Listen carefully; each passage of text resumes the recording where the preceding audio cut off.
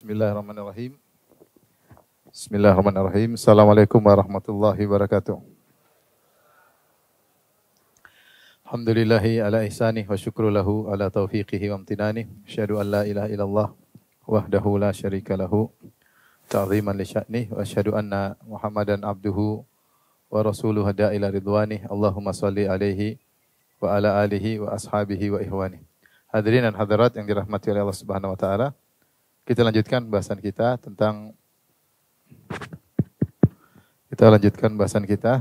pengantar akidah Islam, dan pada kesempatan kali ini kita akan membahas tentang secara rinci tentang macam-macam syirik kecil. Sebelumnya kita ingatkan kembali tentang perbedaan antara syirik kecil dan syirik besar, ya. Syirik besar, syirik kecil. Adapun syirik besar, pertama dia membatalkan iman. Artinya siapa yang melakukan syirik akbar menjadi murtad. Adapun syirik kecil tidak, syirik kecil hanya mengurangi iman, ya. Mengurangi iman. Yang kedua, syirik besar tidak akan, jika wafat dalam kondisi syirik besar, tidak akan diampuni. Maka tidak akan diampuni. Adapun syirik kecil, maka ada khilaf di kalangan para ulama tentang apakah dia diampuni atau tidak. Saya sampaikan aja. Ada khilaf di kalangan para ulama, dua pendapat. Khilaf. Pendapat pertama mengatakan sama, tidak diampuni. Syirik kecil. Terus kalau tidak diampuni, bagaimana? Apakah kekal di neraka? Tidak. Tetapi ditimbang, ya, di timbangan kebaikan, di timbangan keburukan. Diletakkan di timbangan keburukan. Letakkan di timbangan keburukan. Sehingga dia tidak akan diampuni, tidak mungkin diampuni, diletakkan di timbangan apa? Keburukan. Sehingga kalau mau diampuni harus ada kebaikan yang setimpal yang bisa apa? Menggugurkannya, karena di akhirat ada timbangan. Ini pendapat pertama. Pendapat kedua, hukumnya seperti dosa besar yang lain. Hukumnya seperti dosa besar yang lain.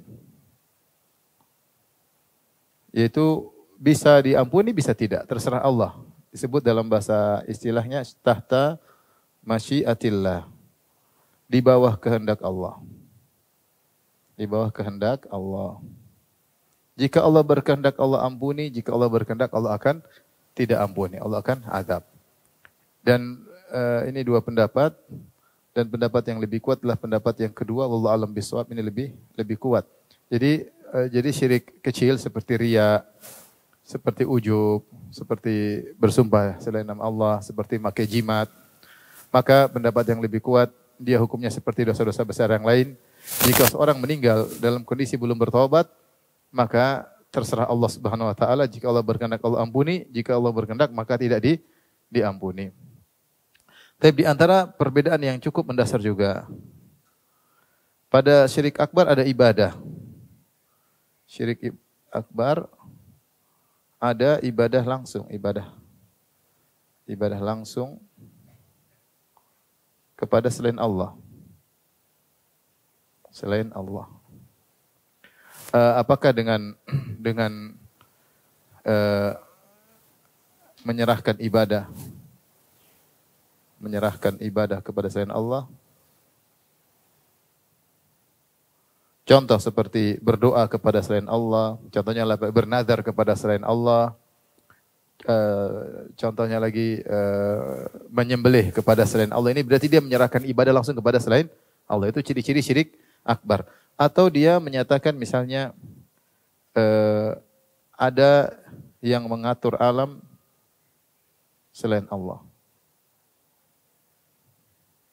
Langsung. Jadi ini contoh-contoh syirik akbar. Syirik kecil tidak demikian. Menyerahkan ibadah selain Allah seperti tadi saya katakan seperti apa? Menyembelih kepada selain Allah. Kepada selain Allah. Contohnya lagi adalah misalnya berdoa dan bernazar kepada selain Allah.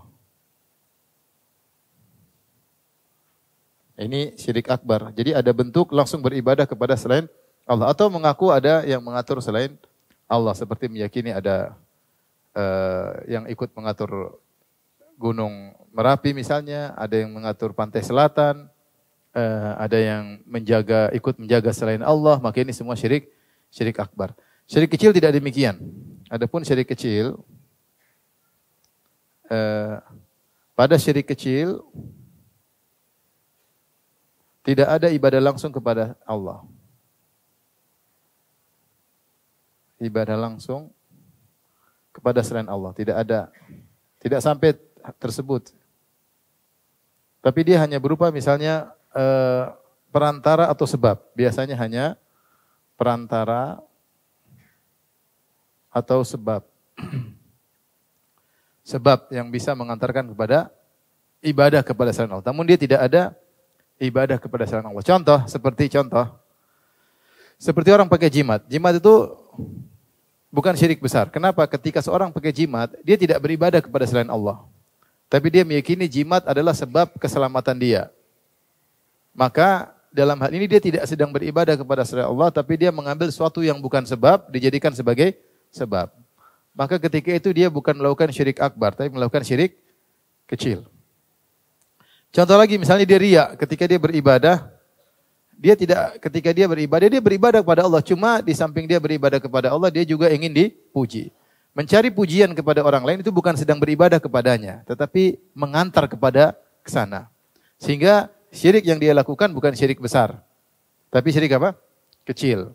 Dan demikianlah syirik-syirik kecil rata-rata semuanya seperti itu. Seperti dia bersumpah dengan nama selain Allah, dia mengatakan misalnya demi Rasulullah. Atau demi Ka'bah misalnya. Kenapa? Artinya dia memuliakan Nabi, tetapi dia tidak memuliakan Nabi sebagaimana derajat Allah, tidak. Tapi dia sangat mencintai Nabi, saking dia mencintai Nabi, dia bersumpah dengan nama selain Allah Subhanahu wa taala. Maka tidak dikatakan dia syirik apa? Akbar. Paham? Paham? Seperti contohnya, saya kembali lagi, seperti pakai jimat. Pakai jimat, hukum asalnya syirik kecil karena dia menganggap jimat hanyalah sebagai sebab. Dia tidak ada beribadah kepada jimat tersebut.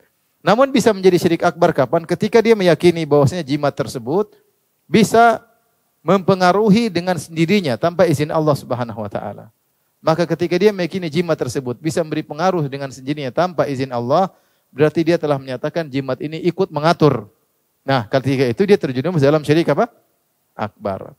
Jika tidak ada keyakinan seperti itu, jimat hanyalah sebab sukses, sebab sehat, sebab terhindar dari mara bahaya, maka itu hanya sampai pada syirik kecil. Ini secara mendasar atau secara global tentang perbedaan syirik kecil dan syirik besar. Saya ulangi. Kalau syirik besar, siapa yang terjerumus, maka imannya batal. Imannya apa? Batal, dia murtad. Syirik kecil enggak. Syirik kecil yang batal cuma amal yang tercampur aja. Kalau sedekahnya riya, maka sedekah itu yang batal. Adapun imannya tidak. Jadi hanya mengurangi keimanan.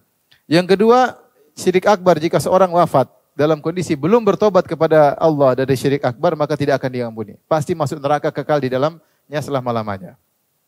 Tapi kalau syirik kecil, ada orang riya, kemudian dia meninggal, belum sempat bertobat dengan penyakit riyanya. Bagaimana nasibnya? Maka yang benar terserah Allah.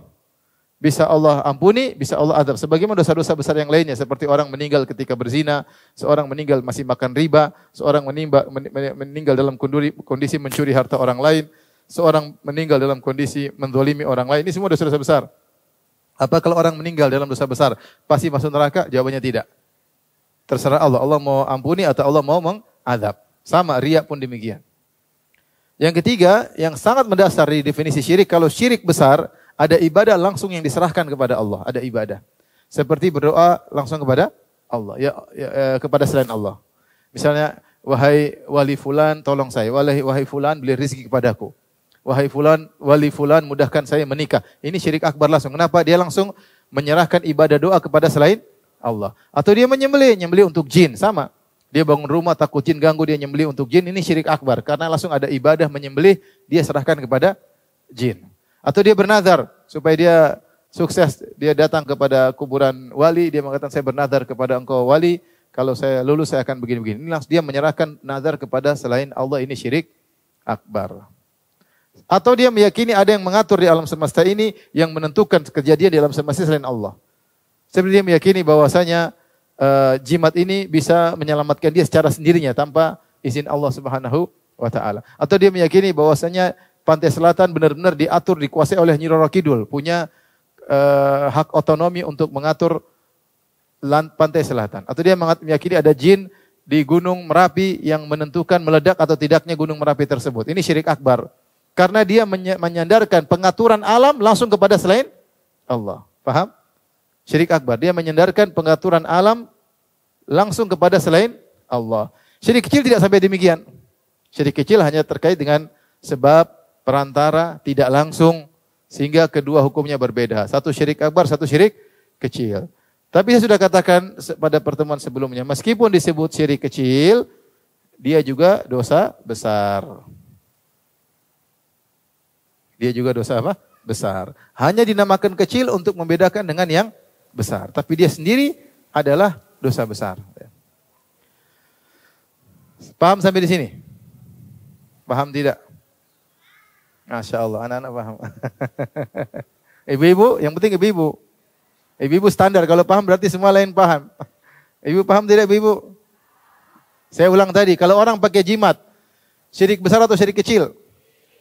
Karena dia tidak beribadah kepada jimat. Dia tidak bilang jimat mengatur alam semesta. Namun bisa berubah menjadi syirik akbar kalau dia meyakini jimat itu bisa ngatur sendiri. Bisa menjaga dia, bisa memenangkan dia tanpa izin Allah. Maka ketika itu dia menyandarkan peraturan alam semesta kepada jimat. Ketika itu berubahlah dia dari syirik kecil menjadi syirik apa? Akbar. InsyaAllah paham. Tapi sekarang kita bahas tentang macam-macam syirik kecil. Ini sudah ya?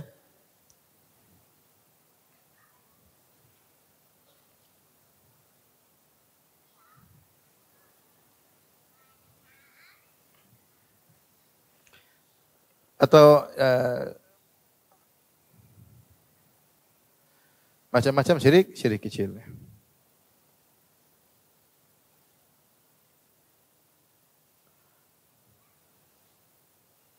Yang pertama adalah riya. Ya.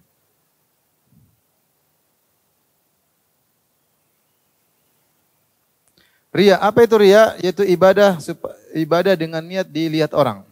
Terkait dengan muraat. Riya dari ra'a, yura'i, muraat, riya. Maknanya memperlihatkan. Secara bahasa riya, secara bahasa artinya adalah memperlihatkan. Memperlihatkan. Taib. Secara istilah atau terminologi, sudah kita tahu sekarang terminologi ya. Secara istilah adalah memperlihatkan ibadah supaya dipuji.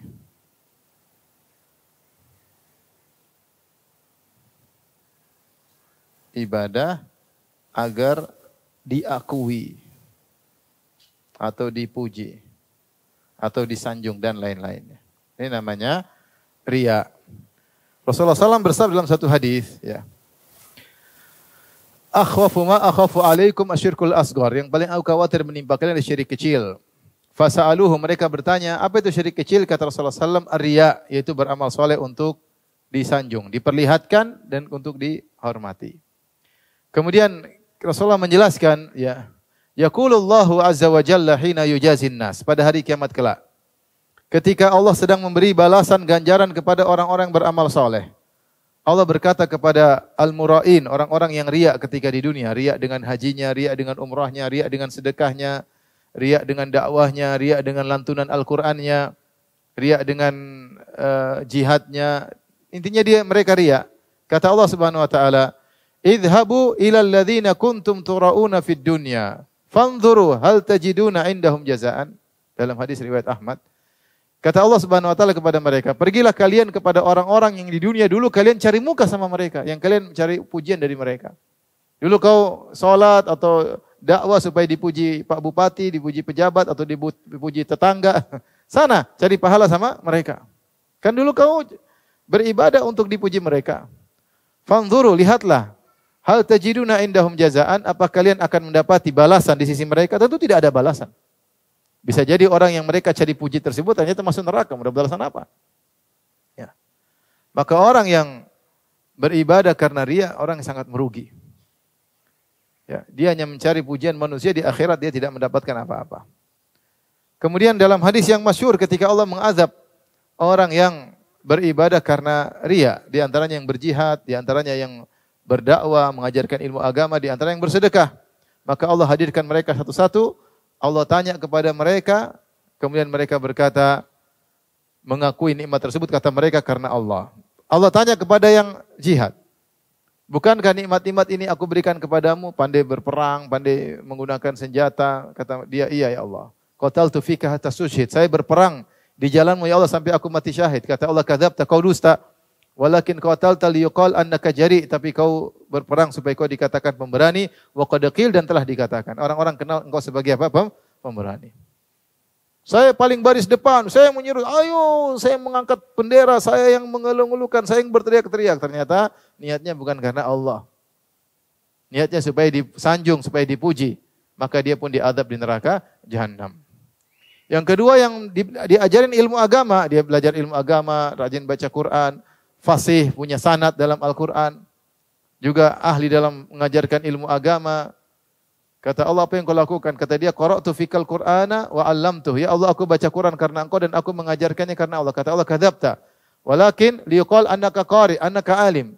Tapi kau melakukan semua supaya kau dikenal sebagai ahli baca Quran. Supaya dikatakan sebagai orang alim. Wa qad qil, dan telah dikatakan, kau pamerkan ilmumu. Supaya kau dibilang orang alim. Kau puji-puji dirimu. Supaya kau dikatakan orang alim. Kau pamer-pamer hafalanmu. Supaya kau dikatakan orang alim. Kau pamer-pamerkan sanadmu. Supaya kau dikatakan orang alim. Kata Allah, kata Nabi, summa umira bihi fasub ala wajhihi hatta ulqiya finnar. Kemudian malaikat diperintahkan untuk menggeret orang ini di atas wajahnya, kemudian dilemparkan dalam neraka jahanam. Yang ketiga, orang yang bersedekah. Allah tanya, apa yang kau lakukan? Kata dia, ma min sabilin tuhibbu an yunfaqa fiha illa anfaqtu fiha. Ya Allah, tidak ada satu sedekah pun, jalan yang kau sukai aku bersedekah situ kecuali aku bersedekah. Untuk bangun masjid, untuk pengajian, untuk bantu fakir miskin, anak yatim, para janda, semuanya saya bantu ya Allah. Kata Allah, kenapa? Karena engkau ya Allah. Kata Allah, kadzabta walakin liqal annaka jawad, tapi kau melakukannya supaya kau dikatakan orang dermawan dan telah dikenal engkau sebagai orang dermawan. Masukkan neraka jahanam. Maka ini adalah menunjukkan bahwasanya riya adalah dosa besar. Maka saya katakan, seandainya orang riya pahalanya 0 masih mending. Dia riya pahalanya 0 masih mending. Ternyata bukan 0, minus. Dosa. Dosa besar. Seandainya kita membangun masjid punya duit terus kita bangga-banggakan, terus tidak ada pahala sama sekali, masih mending. Ternyata bukan tidak dapat pahala saja, tapi juga dapat dosa. Itu musibah di situ. Setan tidak peduli Anda beribadah sebanyak apapun. Kapan Anda pamerkan, selesai. Dari pahala berubah menjadi dosa. Waliyadzubillah. Setan tidak peduli Anda mengajarkan ilmu dakwah di mana-mana. Kalau Anda mencari ketenaran, kesohoran, pengakuan, penyanjungan, penghormatan, agar dihormati oleh pejabat, agar dihormati oleh masyarakat, agar diulu-ulukan, maka itu bukan jadi pahala, bahkan menjadi dosa. Dan Anda akan diadab sebelum yang lainnya. Maka seorang penyair berkata, alimun bi ilmihi lam ya'malan mu'adzabun min qabli ubadil wathan. Seorang berilmu yang tidak mengamalkan amalnya maka diadab sebelum para penyembah berhala. Waliyadzubillah. Maka riya ini sampai Nabi mengatakan, akhafu ma akhafu alaikum. Yang paling aku khawatirkan menimpa kalian. Berarti berbahaya atau tidak? Berbahaya. Maka dari situ ibu-ibu jangan suka publish ibadah ya. Kalau berbakti sama suami enggak usah bilang-bilang sama teman-teman. Ya. Ngomel-ngomel sama suami kan enggak ngomong kan? Sama, ketika berbuat baik sama suami juga udahlah. Diam-diam aja. Cukuplah Allah yang tahu karena berbuat baik pada suami adalah ibadah. Kalau bersedekah sama tetangga, bikin kue kasih tetangga, enggak usah juga cerita sama orang, enggak usah publish ya. Kita ini ibadah kita ini susah untuk ikhlas. Sudah susah untuk ikhlas, kemudian kita pamer-pamerkan, hancurlah. Terus apa yang mau kita andalkan? Hati kita susah kita kontrol. Siapa sih tidak ingin dipuji? Semua orang ingin dipuji. Siapa tidak ingin dipuji? Semua orang ingin dipuji. Maka perlu berjuang untuk merubah hati kita dari ingin dipuji menjadi tidak ingin dipuji sebagaimana para ulama salaf terdahulu. Taib. Riya ini hukum-hukum terkait riya kita singkat aja. Taib, ini riya ya, hukum-hukum terkait riya. Sederhana. Jika muncul sebelum beramal,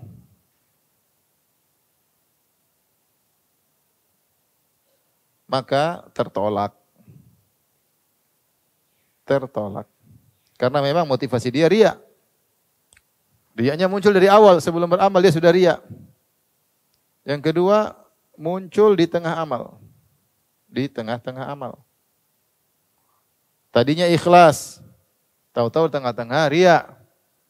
Contoh, sebelum baca Quran, ikhlas. Tahu-tahu di tengah-tengah gaya-gaya, terlalu banyak gaya. Kenapa? Riya. Mulai lakukan sana, lakukan sini, ternyata dia riya. Tapi muncul riya di tengah-tengah. Tengah-tengah. Jika muncul di tengah-tengah amal, maka ada dua kemungkinan.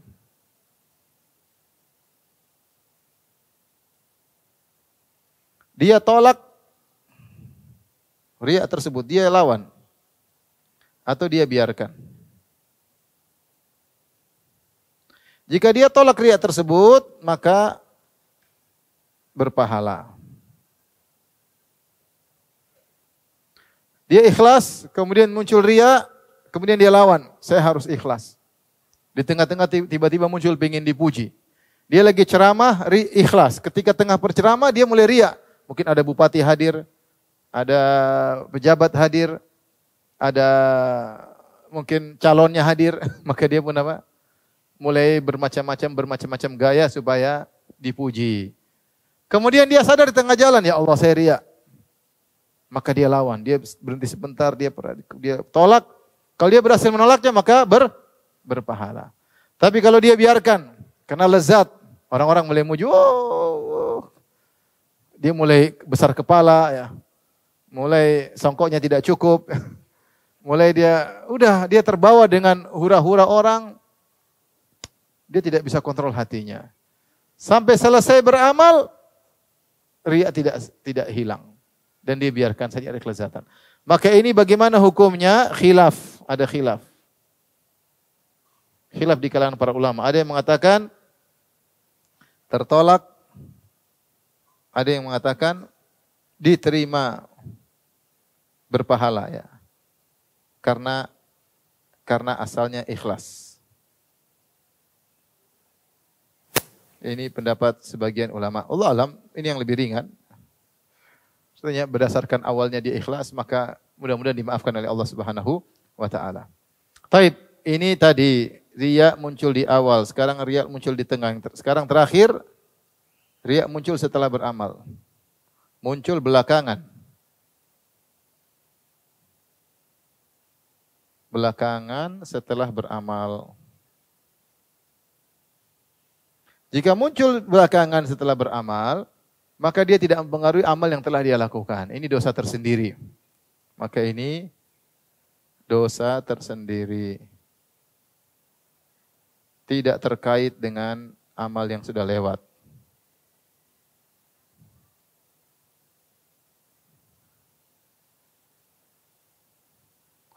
Paham? Paham tidak? Contoh seorang sudah selesai haji, setelah itu baru dia pamer, fotonya dia sebar-sebarin lagi di Hijum Hajar Aswad lagi ya, lagi doa di Padang Arafah atau dia pose fotonya di ruang tamu ya. Lagi di Padang Arafah. Ya. Lagi cium Hajar Aswad, ternyata bukan Hajar Aswad, kepala jemaah haji lain yang yang hitam misalnya. Nah, ini namanya riak belakangan. Dia pose, dia pajang tapi belakangan. Tadinya dia ikhlas. Nah, bagaimana ini? Ya ini dosa tersendiri. Tidak ada kaitan dengan amal yang sudah lewat. Tetapi ini pertanda bahwa amal dia dulu itu bermasalah. Kenapa penghujungnya seperti ini?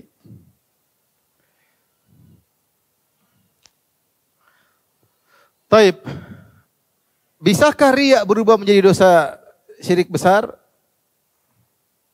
Bisa atau tidak? Sebagian ulama mengatakan bisa jika ternyata dia riak terus-terusan dan itu ciri-ciri orang munafik.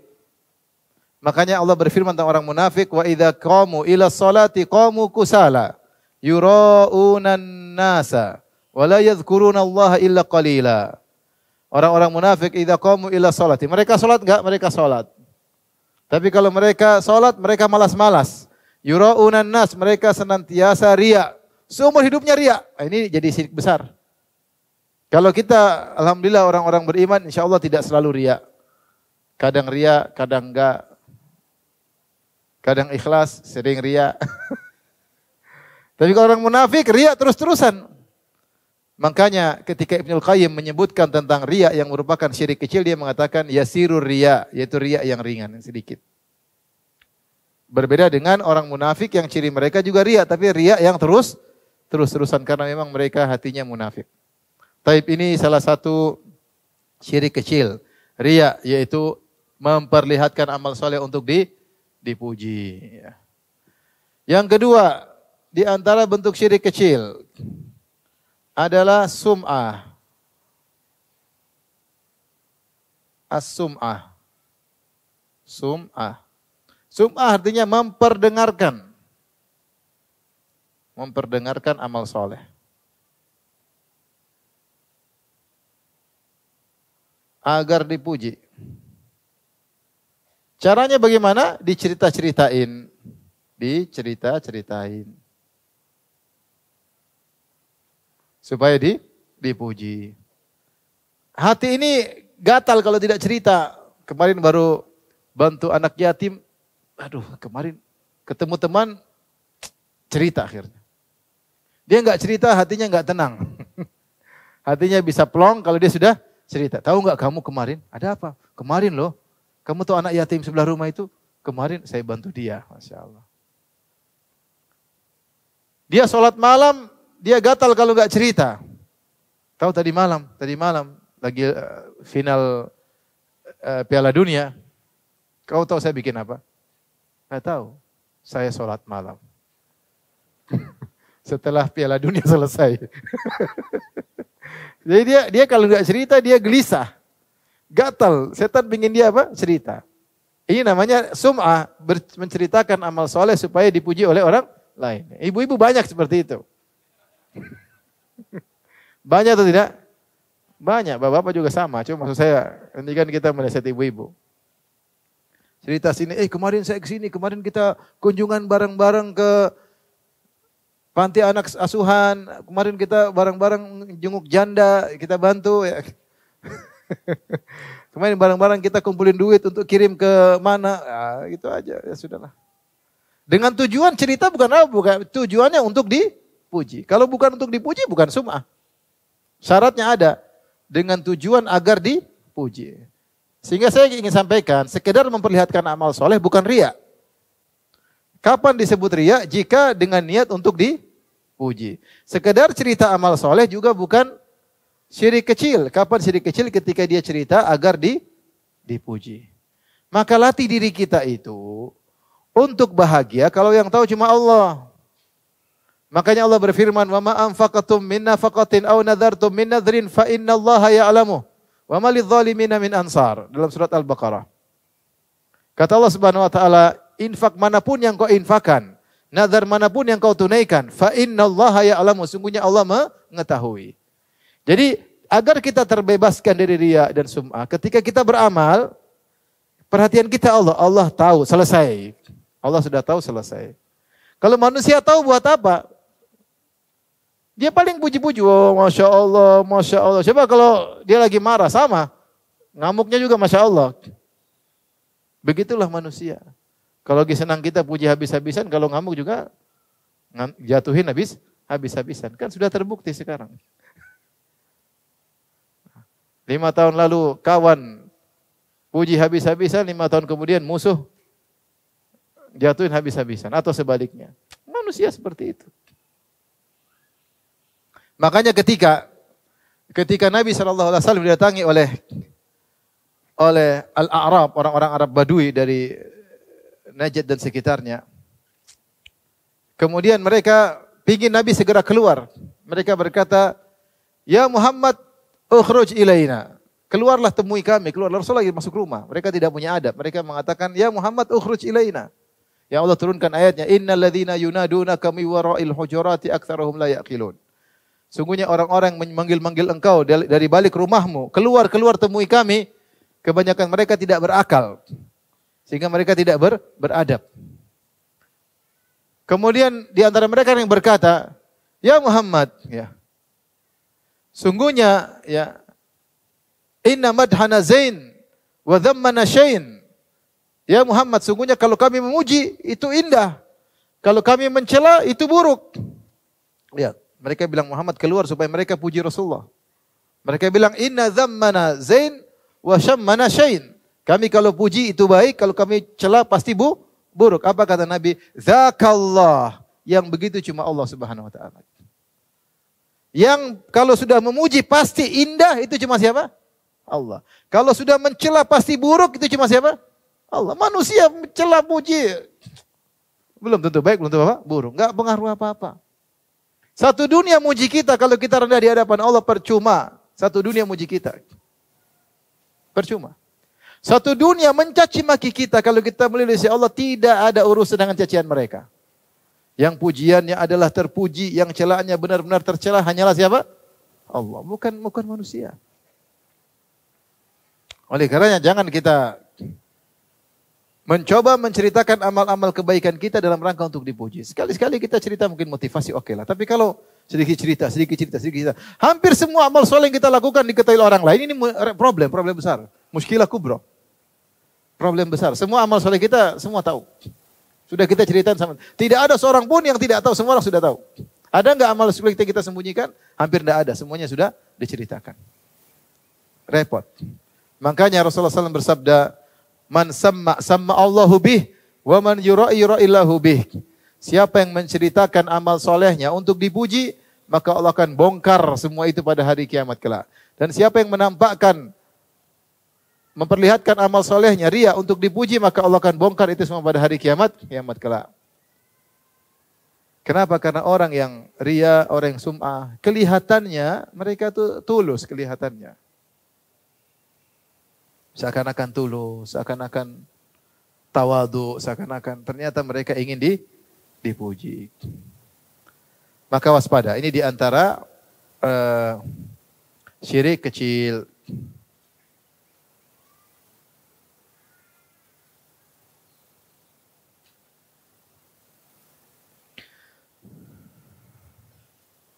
Baik, di antara syirik kecil, lanjut. Ini paham?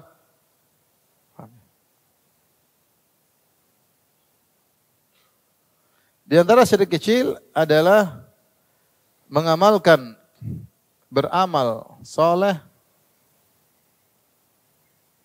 dengan tujuan duniawi. Ini di antara syirik kecil. Dia beramal soleh ternyata untuk tujuan duniawi, untuk dapat kedudukan, untuk dapat harta, ya. Seperti seorang yang berjihad, ternyata dia memang murni ingin mencari ghanimah misalnya. Seorang yang menuntut ilmu, ternyata niatnya agar dia dipuji orang. Seorang yang belajar Al-Quran dengan sanad-sanadnya supaya apa? Supaya dia dapat duit, supaya seperti itu, supaya dapat pekerjaan. Nah, ini semua adalah dia berarti melakukan amal akhirat, beramal soleh untuk tujuan duniawi. Allah Subhanahu wa taala telah mencela orang seperti ini. Dalam surat Hud ayat 15 sampai 16 Allah berfirman, "Man kana yuridul hayatad dunya wa zinataha wa fi ilaihim a'malahum fiha wa hum fiha la yubkhasun. Ulaika alladziina laisa lahum fil akhirati illa an-nar wa habita ma sana'u fiha wa batilun ma kanu ya'malun." Lihat Quran surat Hud ayat 15 sampai 16. Kata Allah Subhanahu wa taala, siapa yang menghendaki kehidupan dunia dan perhiasannya, maka kami akan balas ya kebaikan amal soleh mereka tersebut di dunia. Allah berikan balasannya. Allah berikan. Yang dia belajar agama supaya kaya misalnya, atau supaya misalnya supaya dapat kedudukan, supaya dapat jabatan, maka Allah berikan. Wahum fiha la yubkhasun, dan tidak akan dikurangi di dunia. Akan tapi ulaika alladzina laisa hum fil akhirati illa an-nar. Mereka itu di akhirat tidak mendapatkan apa kecuali neraka jahanam.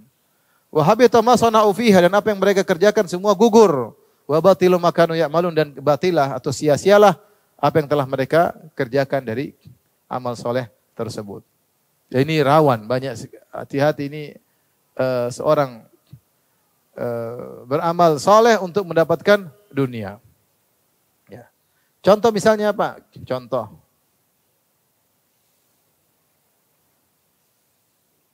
Contohnya apa? Misalnya berhaji, ya, murni untuk cari duit misalnya. Misalnya dakwah murni cari duit misalnya. Dia cari harta. Dia dakwah untuk cari harta. Ini namanya dia berdakwah amal soleh atau bukan? Amal soleh. Cari duit. Maka dia berarti telah menggunakan amal solehnya untuk mencari harta. Ya. Contohnya misalnya jadi imam. Ya. Murni untuk cari harta. Sama, banyak contohnya. Contohnya misalnya ya, mengajarkan ilmu agama, mengajarkan bahasa Arab, macam-macam lah untuk mengajarkan Quran, mengajarkan sunnah Nabi untuk mencari harta. Contohnya banyak ya. Ini semua misalnya menulis buku agama.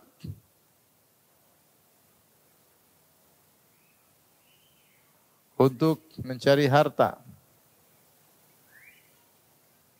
Murni untuk mencari harta. Misalnya sedekah murni supaya harta bertambah. Selalu ngomongnya sedekah supaya bertambah. Pikirannya selalu bersedekah supaya harta bertambah. Supaya harta tambah. Pikirannya itu selalu. Sedekah supaya harta tambah. Misalnya puasa. Biar sehat. Agar diet.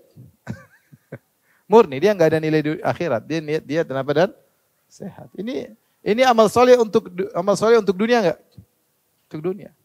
Ya. Ini semua syirik kecil. Syirik kecil. Tetapi ini masih lebih ringan daripada riya. Dengan syarat syirik kecil jika niat duniawi tersebut mendominasi.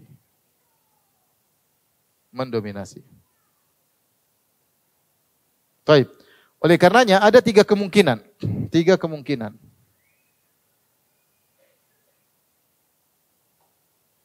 Yang pertama, beramal soleh murni untuk akhirat. Tanpa niat dunia sama sekali. Sama sekali. Yang kedua, ini tentu yang sempurna. Pahala sempurna. Yang kedua, beramal soleh dengan niat pahala sekaligus atau niat duniawi murni, mohon maaf. Dengan niat murni duniawi. Maka inilah syirik kecil.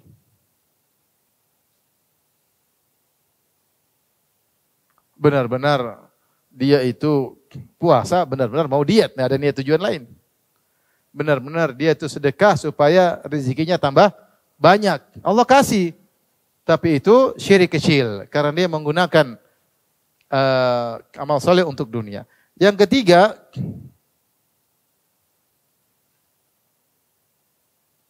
beramal soleh dengan niat akhirat pahala sekaligus duniawi. Sekaligus apa? Duniawi. Maka ini dilihat. Ya, dilihat. Jika akhirat masih mendominasi,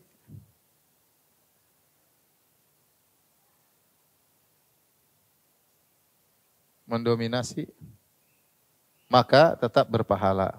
Maka berpahala, tidak mengapa. Jika dunia mendominasi,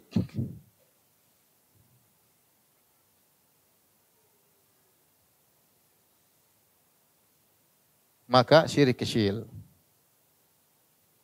Syirik kecil. Baik. Ini berbeda dengan riya. Riya di mana? Kalau riya itu sedikit saja buyar semuanya. Riya, misalnya kita mencampurkan antara niat akhirat sama riya, maka gugur. Tidak ada dominan-dominan, langsung gugur. Makanya dalam hadis kata Rasulullah SAW, kata Allah Subhanahu Wa Taala, "Ana agna syuraka ani syirik." Aku adalah zat yang paling tidak suka dengan kesyirikan. Man amilan asyraka fihi ma'iya ghairi taraktu wa syirkahu. Siapa yang melakukan suatu amal, ternyata dia mensekutukan aku dengan yang lain, aku tinggalkan dia dengan sekutunya. Allah tidak ingin disekutukan. Bedanya kalau riya dengan amal dunia, bedanya begini. Jadi saya tulis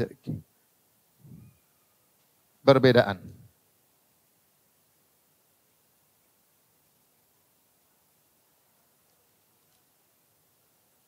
Riya sama amal soleh untuk apa? Niat duniawi.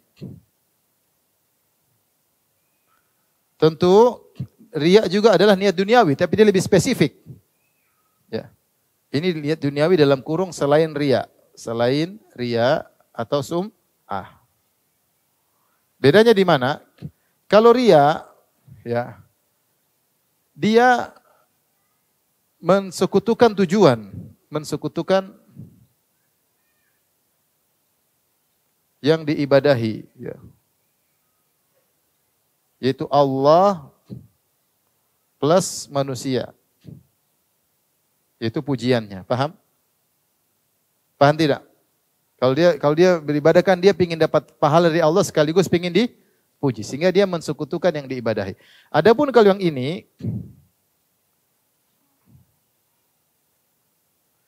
maka dia tidak mensekutukan, dia murni ibadah kepada Allah. Hanya mensekutukan ganjaran. Paham? Ganjaran. Pahala plus fulus. Paham? Beda atau tidak?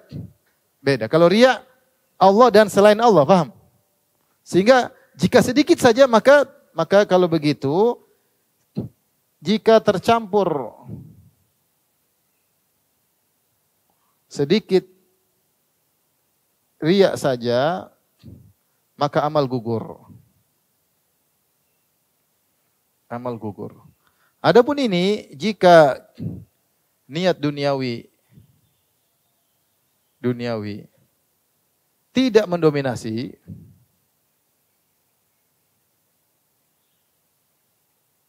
maka masih dapat pahala. Bisa dibedakan? Bisa tidak? Saya ulangi, lihat sekarang kita lihat sekarang. Ini contoh-contohnya. Jadi saya katakan beramal soleh dengan niat, ada 3 kemungkinan. Kemungkinan pertama, beramal soleh niat untuk dapat akhirat. Tidak ada dunia sama sekali. Maka pahalanya sempurna. Dia berjihad tidak ada niat dapat ghanimah sama sekali. Sama sekali. Dia berdakwah benar-benar mencari akhirat, tidak mencari dunia sama sekali. Kalau ada dapat, dia bukan tidak mencari itu. Dapat ya dapat, tapi bukan itu yang dia cari. Dia menulis buku agama murni untuk dakwah. Adapun kalau memang ada penghasilan, dia tidak cari itu. Itu hanya sampingan. Dia tidak mikir sama sekali. Yang bagi dia yang penting dakwah berjalan. Nah, ini pahalanya sempurna. Yang kedua, dia beramal soleh murni untuk dunia. Tadi sedekah benar-benar tidak ada pikiran pahala akhirat. Pingin dapat apa? Rezeki berlimpah. Puasa murni untuk apa? Diet. Supaya kurus dikit. Supaya irit misalnya. Puasa supaya apa? Irit. Murni dia untuk duniawi, maka ini syirik kecil. Yang ketiga, ini dilihat, dia campurkan antara duniawi dengan pahala akhirat. Maka dilihat, jika duniawi yang mendominasi maka syirik kecil. Jika akhirat yang mendominasi maka tetap berpahala, meski tidak sempurna. Maka berpahala namun tidak sempurna. Kenapa? Karena banyak dalil yang menunjukkan boleh kita berniat untuk duniawi. Bahkan sebenarnya Allah mengatakan jika niat duniawi tersebut diizinkan selama tidak mendominasi maka boleh. Contoh, Rasulullah SAW mengatakan man ahabba an yubsata lahu fi rizqi wa yunsa'a fi athari falyasil rahimah. Siapa yang ingin dipanjangkan umurnya? Berarti panjang umur duniawi atau bukan? Duniawi. Yang ingin dilapangkan rezekinya, dunia atau bukan? Maka sambunglah silaturahmi. Silaturahmi ibadah atau bukan? Ibadah. Ternyata dia punya niat sekaligus supaya panjang umur dan supaya rezeki lancar. Boleh atau tidak? Boleh. Dengan syarat tidak mendominasi. Kenapa boleh? Karena Nabi yang menganjurkan. Tapi tidak boleh mendominasi. Paham sampai sini? Paham. Contoh lagi Rasulullah mengatakan, mana qasad shadaqatu min mal. Sedekah tidak mengurangi harta. Kalau orang bersedekah dengan niat supaya misalnya sedekahnya rezekinya tambah, tapi bukan itu niat utamanya. Ini utamanya saya dapat pahala. Tapi terbetik dalam hatinya supaya rezeki lancarlah. Tapi dia niat saya ingin aman di akhirat. Saya ingin dinaungi oleh sedekah saya di padang mahsyar. Maka tidak mengapa. Yang penting tidak mendominasi. Paham? Contohnya siapa yang ingin berhaji dan umroh supaya ekonominya terjaga. Boleh kata Nabi SAW. Ya, tabi'u bainal haji wal umrah. Fa innahuma yanfiyani al-faqr wa dhunub kama yanfil kirkhabathal hadid. Kalau habis haji umroh lah, habis umroh hajilah. Karena keduanya haji dan umroh itu akan menghilangkan dosa dan juga menghilangkan kefakiran. Sebagaimana alat pandai besi menghilangkan karat besi. Berarti kalau orang sering haji dan umroh, ekonominya terjaga. Seorang kalau berhaji dan umroh niatnya supaya stabil ekonominya, tidak terjatuh miskin, boleh atau tidak? Boleh, tapi tidak boleh mendominasi. Paham sampai sini? Allah berfirman tentang haji. Kata Allah Subhanahu wa taala, "Laisa 'alaikum junahun an tabtagu fadlan min rabbikum. Fa idza afadtum min arafatin fadhkurullaha 'indal masy'aril haram." Kata Allah, tidak jadi masalah kalian berhaji sambil berdagang. Seorang berhaji, dia niat supaya dosa-dosanya diampuni sekaligus berdagang. Boleh atau tidak? Boleh. Allah yang bilang. Yang tidak boleh, niat itu mendominasi. Makanya Allah mencela setelah itu, orang-orang niatnya berdoa cuma duniawi. Kata Allah, faminan nasi may yaqulu. Allah bercinta orang-orang haji. Orang haji tersebut bercampur, ada orang Islam, ada orang musyrik, mereka berhaji. Setelah Allah bercerita tentang fikih haji, Allah berkata, faminan nasi may yaqulu rabbana atina fid dunya wa ma lahu fil akhirati min khalaq. Dan di antara manusia ada yang berdoa, ya Allah, dalam hajian mereka berdoa, ya Allah berikanlah kami kebaikan di dunia. Tok tidak minta akhirat. Fama lahu fil akhirati min khalaq, maka di akhirat dia tidak mendapatkan bagian sama sekali. Wa minhum, dan di antara mereka ada yang minta dunia akhirat. Wa minhum man yaqulu, di antara mereka ada yang berdoa, Rabbana atina fid dunya hasanah wa fil akhirati hasanah wa qina adzabannar. Di antara mereka ada yang berdoa, ya Allah, berikanlah kami kebaikan dunia dan kebaikan di akhirat dan lindungi kami dari azab neraka jahanam. Maka ini dipuji oleh Allah Subhanahu wa taala. Ini semua dalil yang saya sebutkan menunjukkan bahwasanya jika seorang beramal saleh, dia murni karena akhirat itu yang terbaik. Jika dia beramal saleh ternyata masih ada keinginan duniawi, maka masih boleh selama tidak nasi. Paham? Ini berbeda dengan syirik. Kalau syirik sedikit saja, maka gugur. Kenapa? Karena syirik adalah mensekutukan Allah dengan manusia. Adapun beramal soleh untuk niat duniawi, tidak mensekutukan Allah. Dia ikhlas karena Allah. Dia tidak mencari pujian. Dia tidak mencari sanjungan. Tapi dia mensekutukan pahalanya. Ingin dapat pahala di akhirat sekaligus ingin dapat pahala di dunia. Bisa dibedakan? Ibu-ibu?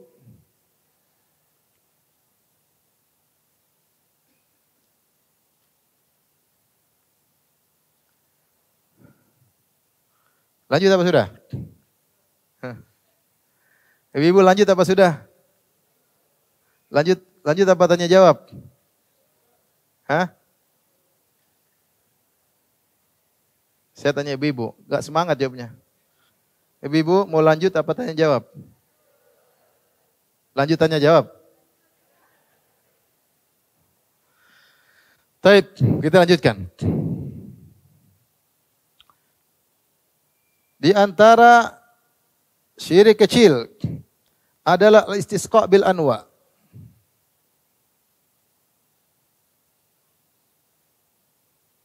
Yaitu menyandarkan hujan kepada benda-benda langit, kepada bintang atau benda-benda langit.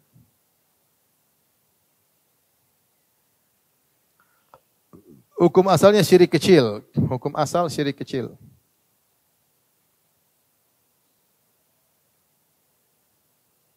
Jika meyakini benda-benda langit tersebut adalah sebab turunnya hujan.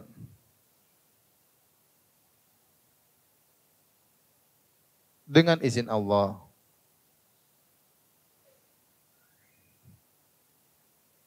Ini hukum asal syirik kecil. Ya. Oleh karenanya,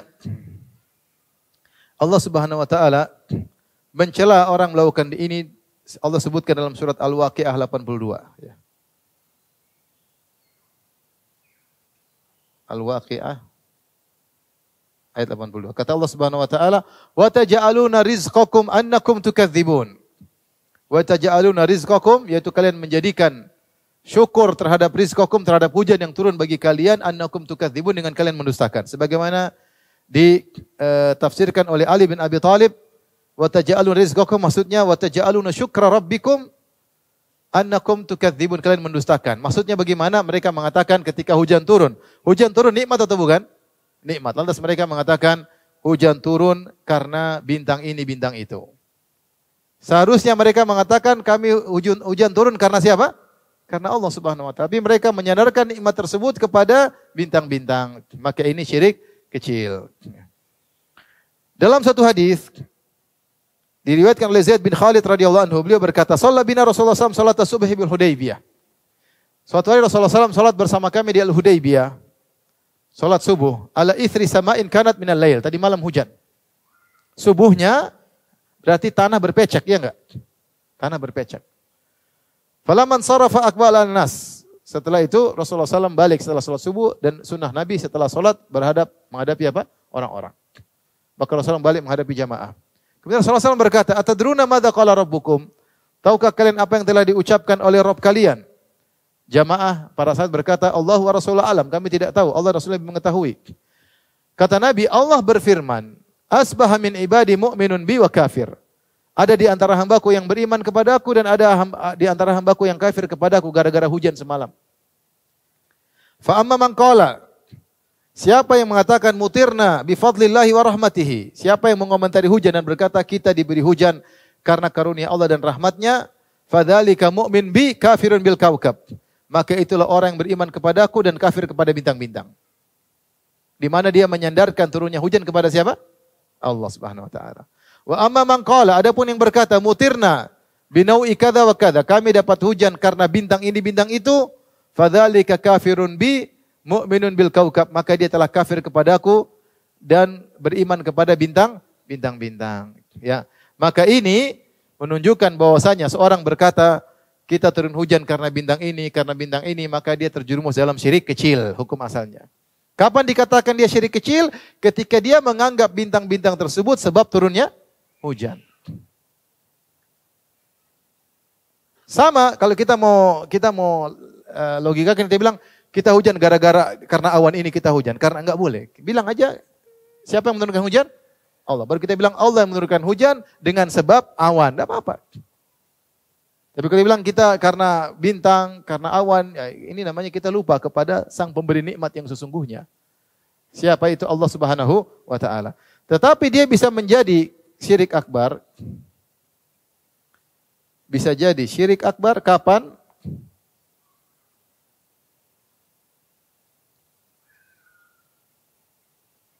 Syirik akbar, syirik besar, yaitu jika meyakini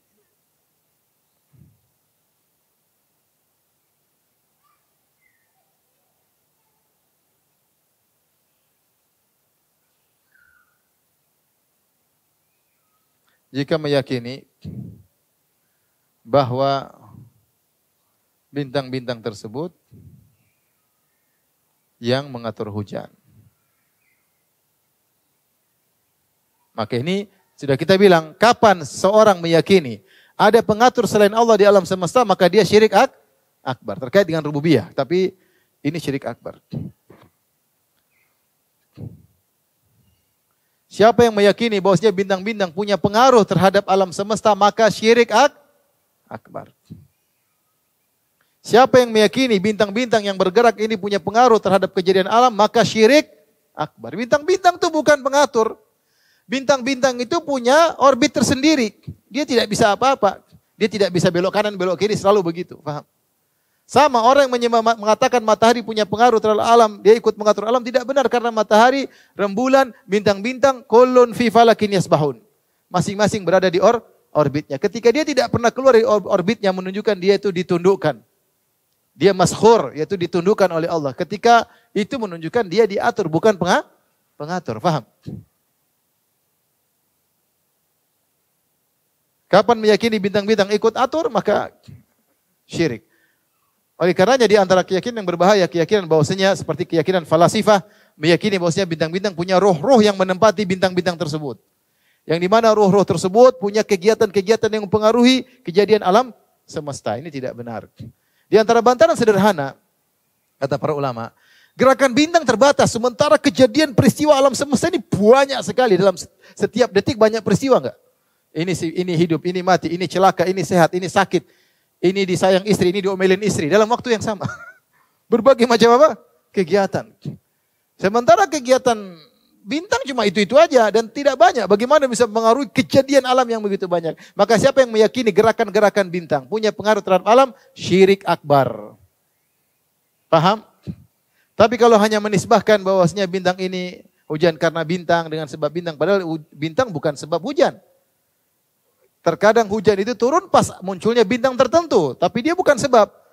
Seperti pelangi bukan sebab hujan, paham? Pelangi pertanda hujan sudah reda atau akan hujan. Pelangi itu sebelum hujan atau setelah hujan? Setelah hujan. Kalau di Bogor, di Depok sama. Setelah hujan. Iya, maksudnya pelangi itu muncul setelah hujan, bukan pertanda dia sebab hujan atau yang lainnya, paham? Seperti itulah. Ya. Maka itu tidak mengapa, jangan sandarkan hujan kepada pelangi atau hujan kepada bintang. Kalau ngepasi musim kemarau tatkala muncul bintang tertentu, jangan bilang kemarau gara-gara bintang ini, enggak boleh. Tetapi kita bisa bilang kemarau itu muncul ngepasi munculnya bintang tersebut. Itu bedanya. Sudah Ibu ya? Jangan banyak-banyak, nanti apa? Nanti pusing. Jadi kita lanjutkan bulan depan Ibu-Ibu. Paham Ibu ya? Ini Ibu sudah berat. Yang penting diamalkan Ibu-Ibu. Bukan cuma difoto. Ya, diamalkan dalam kehidupan sehari-hari. Biar kita semua meninggal dalam kondisi tauhidnya lurus. Kalau orang yang tauhidnya lurus, mudah dapat syafaat dari Nabi SAW. Tapi demikian saja, Bapak-Bapak Ibu yang dirahmati Allah Subhanahu Wa Taala, masih ada sidik-sidik kecil yang lain yang perlu detail juga kita bahas insyaallah dan juga berkaitan dengan kehidupan kita sehari-hari insyaallah pada pertemuan berikutnya insyaallah tentang pengantar akidah yang ketujuh insyaallah taala. Wallahu taala alam bisawab.